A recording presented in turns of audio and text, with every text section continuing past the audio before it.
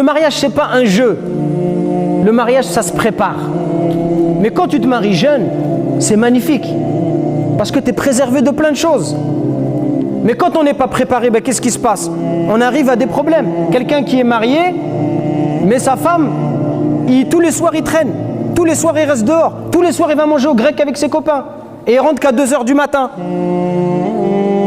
Et si sa femme, elle ne veut pas être douce avec lui, elle dit, oh, tu connais pas le hadith qui dit que les anges...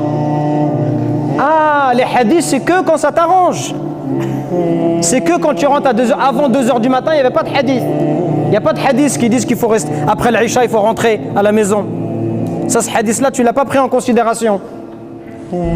Donc ça demande d'être formé. Et c'est pour ça que vous êtes au courant qu'à la mosquée, il y a une nouvelle dynamique. Inch'Allah, c'est dans nos projets de vous former à ces questions-là, pour que vous soyez prêts pour vous marier.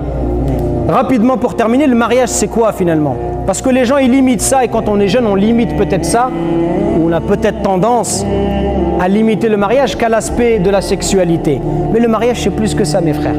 Allah, dans le Coran, il nous dit « Wa min ayatihi » et parmi les signes de la création d'Allah, parmi les signes de la grandeur d'Allah, « An khalaqa lakum min anfusikum azwajan litaskunu ilayha wa ja'ala baynakum mawaddatan wa rahmah » Allah, il nous dit parmi les signes de la création d'Allah, c'est qu'il a créé à partir de vous des épouses pour que vous viviez avec elles, et il a mis entre vous quoi? Il a mis deux choses, deux éléments. Ces éléments, ils sont fondamentaux. Al-mawadda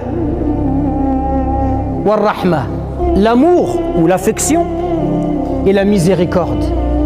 Ces deux conditions, si deux choses-là, si elles sont réunies, tu vas vivre une vie heureuse avec ton épouse. Ça ne veut pas dire que tu n'auras pas de problème et que la vie, elle sera facile.